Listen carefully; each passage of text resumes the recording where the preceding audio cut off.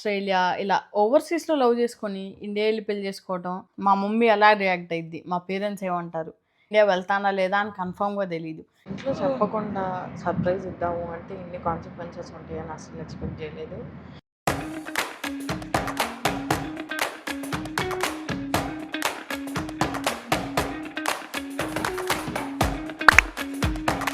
Welcome to my channel Australia Andhra అమ్మాయి. Channel పేరులో అయితే ఆస్ట్రేలియా ఆంధ్ర ఉంది కానీ నేను ఈ ఛానల్ స్టార్ట్ చేశాక ఇప్పటివరకు ఇండియానే వెళ్ళలేదు. ఆల్మోస్ట్ నేను ఇండియా వెళ్ళి 1 ఇయర్ అవుతుంది. ఇప్పటికి కూడా ఇండియా వెళ్తానా లేదా అని కన్ఫర్మేషన్ లేకుండానే చాక్లెట్స్ కొనేసాను. పేరెంట్స్కి ఇష్టమని కాఫీ పౌడర్, గిఫ్ట్స్ అన్నీ కొనటం అయింది కానీ టికెట్స్ కూడా చేయలేదు ఇప్పటివరకు. ఇంకా ఇండియా వెళ్తానా లేదా అని కన్ఫర్మ్గా తెలీదు. ఇండియా వెళ్ళాలని లేదా అంటే 2000 టైమ్స్ ఉంది. కానీ వర్క్ రిక్వైర్మెంట్స్ ఏమన్నా వస్తే క్యాన్సిల్ చేసుకునే ఆప్షన్ ఉంటుంది కాబట్టి ఇవాళ అక్టోబర్ 12 ఫ్లెక్స్ టికెట్స్ చేద్దాం అనుకుంటున్నా. ఇంతకంటే మంచి ఛాన్స్ ఏముంటుంది ఒక ఫుల్ లెంత్ వీడియో చేయడానికి. ఇండియా వెళ్ళటానికి చాలా రీజన్స్ ఉన్నా అందులో ఫస్ట్ది వచ్చేసి పేరెంట్స్ని కలవచ్చు అని వెళ్తా. వాళ్ళకే సర్ప్రైజ్ ఇద్దామని చెప్పి వాళ్ళకి చెప్పకుండా వెళ్తున్నాను. ఇంకో సెకండ్ రీజన్ వచ్చేసి మ్యారేజ్ ఇన్విటేషన్ వచ్చింది వన్ ఆఫ్ మై బ్రదర్ది. మామూలుగానే ఇండియా అంటేనే ఎక్సైట్మెంట్, ఇంకా మ్యారేజ్ కూడా అటెండ్ అవుతున్నాం అంటే ఇంకా ఎక్సైట్మెంట్. అందుకే ఇవాళ ఫ్లెక్స్ టికెట్స్ చేద్దామని చెప్పి డిసైడ్ అయ్యా.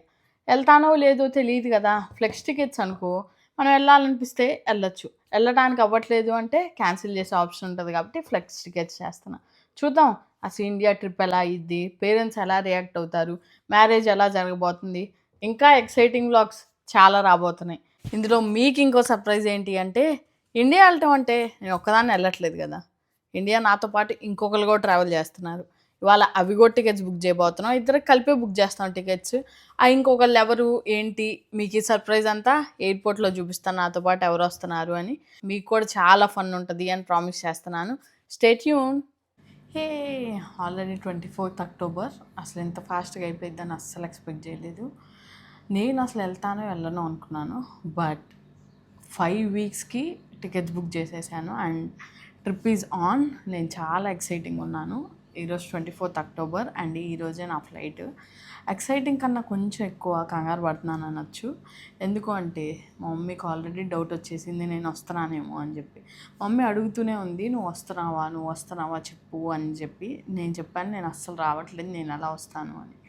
కానీ మమ్మీకి బాగా తెలుసు ఆ బ్రో పెళ్ళికి నేను ఖచ్చితంగా వస్తాను అని. ఎందుకు అంటే క్లోజ్ బ్రో కూడా ఆస్ట్రేలియాలోనే ఉంటాడు, ఆ అన్న కూడా. సో ఖచ్చితంగా నేను వస్తాను అని చెప్పి మా మమ్మీ ఆల్రెడీ ఎక్స్పెక్ట్ చేస్తుంది. మా మమ్మీకి అయితే ఏదో ఒకటి చెప్పి మేనేజ్ చేశాను, లేదు రావట్లేదు అది ఇది అని చెప్పి. But she still has a doubt నేను వస్తానేమో అని చెప్పి. సో జాగ్రత్తగా మేనేజ్ చేయాలి, ఎందుకంటే ఫ్లైట్లో కనుక ఫోన్ చేస్తే ఇబ్బంది అయింది. కానీ రీసెంట్ టైమ్స్లో 5.5 hours టైం డిఫరెన్స్ కాబట్టి ఆస్ట్రేలియాకి ఇండియాకి మా మమ్మీ మోస్ట్లీ ఆఫ్టర్నూన్ 12కి ఒకసారి కాల్ చేస్తారు. అది కాకుండా అరౌండ్ 6:30 to 7కి ఒకసారి కాల్ చేస్తారు. సో 6:30 కాల్ నేను రిసీవ్ చేసుకుంటాను అనుకుంటున్నాను, ఎందుకంటే అప్పటికి ఫ్లైట్లోంచి దిగేసి కోలాలంపూర్లో వెయిట్ చేస్తూ ఉంటాం కాబట్టి లే ఓవర్ కోలాలంపూర్.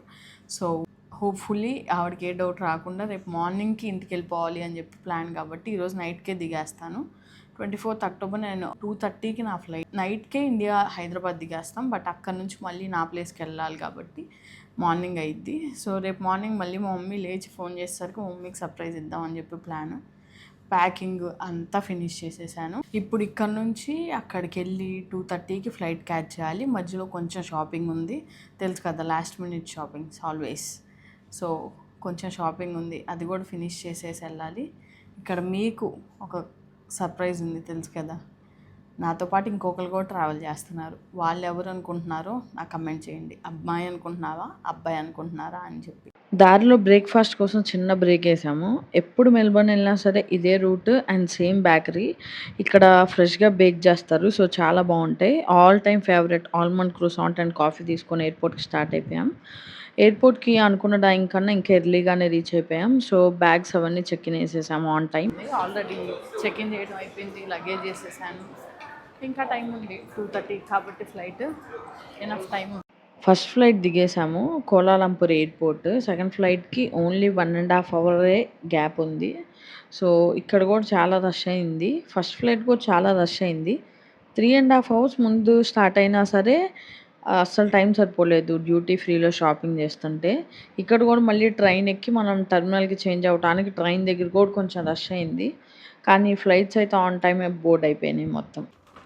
వచ్చేసాం హైదరాబాద్. ఇంట్లో చెప్పకుండా సర్ప్రైజ్ ఇద్దాము అంటే ఇన్ని కాన్సిక్వెన్సెస్ ఉంటాయని అస్సలు ఎక్స్‌పెక్ట్ చేయలేదు. శంషాబాద్ అక్కడ బస్ ఎక్కి విజయవాడ వచ్చాం పొద్దున.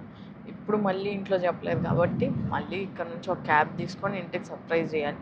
లేదంటే నైట్ ప్రశాంతంగా హైదరాబాద్‌లో ఉండి ఎల్లుండొచ్చు.